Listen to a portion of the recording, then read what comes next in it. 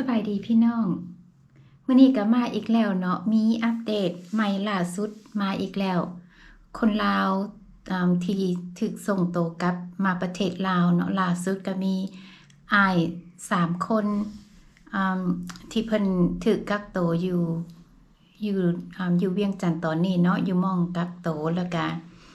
ต้องขอบใจอ้ายคำลาเนาะหัวหน้าเพจของเพิ่นเอิ้นหยังLet me see หาให้เบิ่งก่อนเด้อของ my god เฮานี่ก็ขี้ลืมต้องขอบใจอ้ายคำลาเนาะเจ้าของเพจThe Laotian Project 856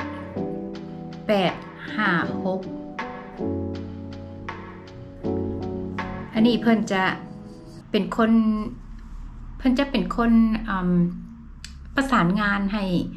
สำหรับผู้ที่ถึกส่งตัวมาประเทศลาวเนาะมาอยู่หม่องกักตัวอยู่เวียงจันทน์นะเพิ่นก็สิเป็นผู้ประสานงานก็คือประกาศหาพี่หาน้องบางคนนี่ถึกส่งตัวมาแบบกระทันหันแบบบ่ฮู้โตวแบบบ่ได้แจ้งล่วงหน้านะมีแต่ถึกจับโตวแล้วก็ไปกักขังจับเนาะคุมโตแล้วก็ไปกักขังแล้วก็ส่งมาประเทศลาวแบบบ่มีโอกาสได้เตรียมโตหั่นนะและอ้ายคำลานี้เราจะเป็นคนที่ประสานงานเนาะเราจะเข้าไปเยี่ยมยามอยู่หม้องกักโตหั่นแล้วเราก็จะประกาศหาพี่หาน้องให้บ่ว่าพี่น้องที่อยู่ประเทศลาวหรือว่าพี่น้องที่อยู่ประเทศอเมริกามีบางคนก็บ่มีพี่น้องอยู่อเมริกาเนาะแต่ก็ยังมีรถรางบ้านซ่องที่บ่ทันได้จัดการนะบ่ทันได้ขายบ่ทันได้อิหยังนะเพราะว่าคิดว่าตัวเองอาจจะคิดว่าตัวเองยังมีเวลาอยู่หรือว่าบ่คิดว่ามื้อนั้นสิมาฮอดตัวเองไวแบบนี้หั่นนะเนาะก็มีอัปเดตล่าสุดของอ้าย3คนนี่เนาะที่อยู่ในหม่องกักตัวอยู่เวียงจันทน์นะ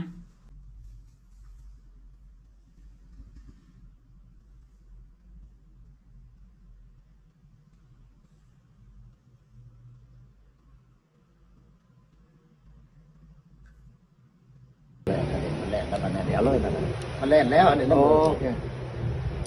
แสดงว่าคนลาวเขาเนาะมาใหม่เนาะมาจากสหรัฐอเมริกาซึ่งถึงมาเมื่อคืนนี้เนาะจะได้สบายดีไอ้สบายดีคนได้เดินทางมาจากอยู่รัฐไหนไอ้อยู่รัฐแคลิฟอร์เนียรัฐแคลิฟอร์เนียมาเมืองอย่างเมืองเฟสโน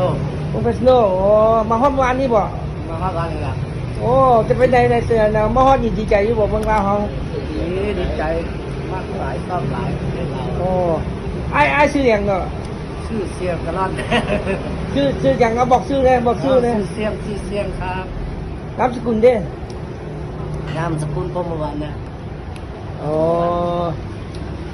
อเคโอ้หิวข้าวแล้วไม่ยากจังเลยนะกินข้าวองค์การพวกเขาจะ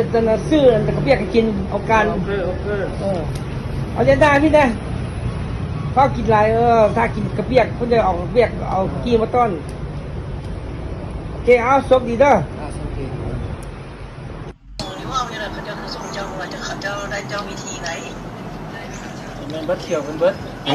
เจอก็ไปต่อเบิดเขียวแม่แล้วหลายคนเลิกไปต่อของผมหมดเลยโอเคเด้ออันนี้ค่อยสิมอบเงินให้เราล้านนึงเด้อเราบ่มีเงินใช้นะว่าเงินเราล้านนึงเด้อ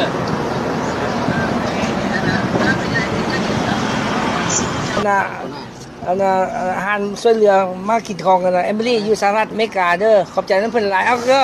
ขอบใจหลายออกคารามาเด้อเมืองคารามาขอบใจเด้อน้ำเพิ่นหลายเด้อที่ฝากอาหารมาให้กินมีแต่แซ่บเลยนะโอ้บ่กระไรโอ้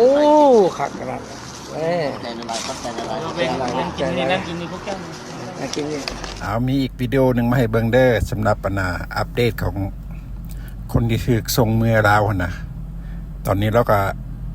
ถ่ายให้พี่น้องเรามาประกันเนาะเบิ่งวิดีโอเด้อว่าเราจะเว้าอย่างสู่ฟังเด้อคลิปนี้จะออกให้ไอ้กำลังออกคลิปให้เนาะเพื่อให้คนมูคู อยู่ต่างประเทศอยากเห็นข้าพเจ้าเดี๋ยวนี้ก็กำลังได้รอท่าอยู่มองที่ว่าพักเซาเนาะอันน่ะซึ่งคนที่เดินทางมาจากอเมริกาแล้วก็อ่านหนังสือเอื้อยเพิ่นกำลังยังยืนใบรับประกันที่ว่าสิมาเอาออกไปนะอยู่นำเนาะขึ้นมาในบ่ดลบ่ซ้ายแล้วก็สิขอห้องไอ้คำล่า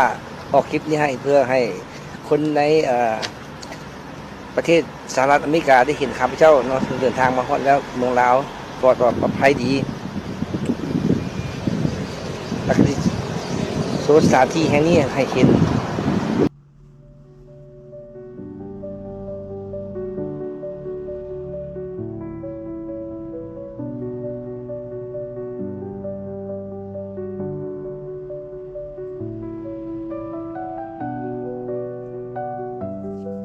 นอกจากนี้แล้ว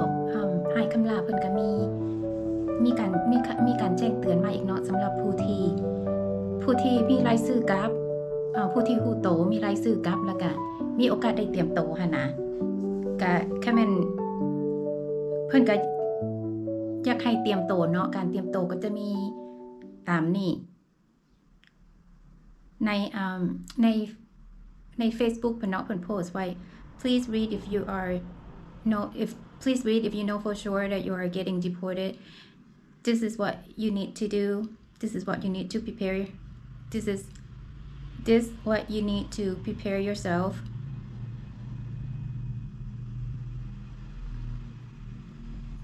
Deportation คำแม่นเฮาฮู้โตเฮาแบบเฮามีชื่อแล้วเฮาฮู้โตว่าจะถูกส่งกลับมาประเทศลาวหั่นนะเพิ่นก็แจ้งราคาhousing เนาะ housing and finance แบบค่าใช้จ่ายนะค่า housing กับค่าใช้จ่ายของเดือนแรกเนาะแค่เป็นแบบคล้ายๆว่าคันฮู้โตว่ามีซื้อสิได้ส่งกลับแล้วก็ให้ต้องการให้เพิ่นช่วยเหลือหั่นนะแล้วก็สื่อสารหาเพิ่นติดต่อหาเพิ่นอ้ายคำลาเราก็จะหาสถานที่ไว้ท่าหั่นนะเนาะก็คือไปหาหม้องอยู่หม้องเซาไว้ท่าค่าใช้จ่ายก็สิมีอยู่ว่าfirst month rent เนาะค่าใช้จ่ายของเดือนแรกค่าเช่าก็สิประมาณอันนี้ก็ basic ที่อยู่ basic อยู่เวียงจันทน์เลยเนาะก่อนบางคนก็บ่มีพี่มีน้องบางคนก็อยากอยู่ท่าเพื่อสิติดต่อหาพี่หาน้องได้นะอาจจะใช้เวลาเดือน2เดือนหรือว่าแล้วแต่เนาะเฮาก็หาหม้องอยู่เพื่อความสะดวกสบายของเฮานะเวลาเฮามาฮอดประเทศลาวเนาะบางคนก็ยังติดต่อหาพี่น้องบ่ได้ก็ค่าใช้จ่ายก็สิมีอยู่ว่าของเดือนแรกเนาะค่าเช่าก็สิอยู่เวียงจันทน์ basic เลยก็คือ 3,500 ต่อเดือนส่วนหลายแล้วก็จะมีค่า deposit เนาะ deposit นี่ก็คือ first month rent ก็ซ้ำกันกับค่าเช่าคันแม่นค่าเช่าเดือน300 deposit ก็สิเดือน3ก็300หั่นนะนอกจากนี้แล้วก็จะมีแบบค่าใช้จ่ายค่าไปมาค่าเดินทางต่างๆค่าใช้จ่ายค่าไปมาต่างๆแบบรวมแล้วก็ประมาณ$600-900เนาะสำหรับค่าใช้จ่ายของเดือนแรกก็เท่าที่อ้ายเพิ่นให้ information มานี่ก็ตามนี้เลยเนาะส่งมาทาง Western Union หรือว่าส่งมาทาง MoneyGram แล้วก็ใส่ชื่อผู้รับตามนี้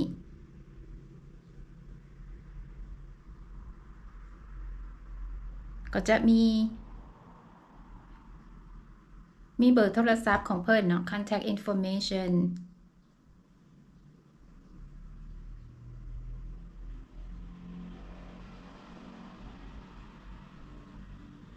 นี่ก็คือรายละเอียด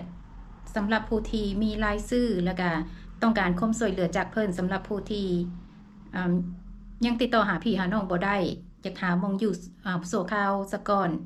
เสริมซ้ำหาติดต่อหาพี่น้องได้หรือบอกกับผู้ที่ยังบ่ทันมีพี่มีน้องแต่ต้องการหาหม้องพักเช่าก่อนเฮาสิลื่นเคยกับการไปการมาของประเทศลาวหั่นน่ะเนาะเพื่อเฮาสิลื่นเคยกับการไปการมาแล้วก็ขยับขยายหาหม้องอื่นอยู่ก็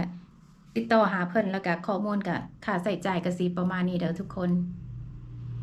สุดท้ายนี่ก็ สำหรับผู้ที่มีรายชื่อกลับมาประเทศลาวเนาะที่ยังบ่ทันเตรียมโตวก็คือว่าคันฮู้ล่วงหน้าเฮาก็ยังน้อยเฮาก็ยังได้เตรียมโตวเนาะได้พยายามขายเฮือนขายซ่านหรือว่าขายรถขายลาหรือว่าให้พี่ให้น้องผู้ที่ยังอยู่อเมริกานะจัดการให้แต่สำหรับผู้ที่ถึกจับแล้วก็ถึกกักขังแล้วก็ถึกส่งมาแบบกระทันหันอันนี้ก็อย่างน้อยก็ยังมีอ้ายคำลาที่เพิ่นอยู่ประเทศลาวแล้วเพิ่นให้ความช่วยเหลือแล้วก็เพิ่นก็เป็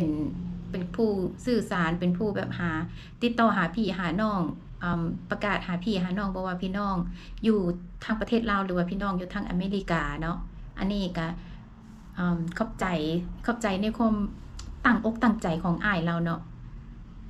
ก็มื้อนี้หันมีรายงานซ้ำนี้เอาไว้มีอีหยังคืบหน้าแล้วเขาจะมาแชร์ต่อเนาะมาแบ่งปันมาเผยแพร่เพื่อหลายๆคนสิได้รับรู้แล้วก็สิบ่กังวลปานใดนะอย่างน้อยเฮากลับมาประเทศลาวเฮาก็ยังมีคนท่าต้อนรับอย่างน้อยก็ยังมีคนแล่นหาหม่องอยู่หม่องเซาให้แล้วก็มีคนอาสาประกาศหาพี่หาน้องให้เนาะก็ขอให้พี่น้องมีสตินะมีสติเนาะสำคัญเลยก็คือมีสติค่อยๆคิดค่อยๆเฮ็ดค่อยๆเป็นค่อยๆไปเอาไว้พอกันใหม่คันมีอีหยังมารายงานหรือว่ามาแจ้งข่าวเฮาก็สินำมาแจ้งข่าวเนาะพี่น้องเนาะขอบใจเด้อบาย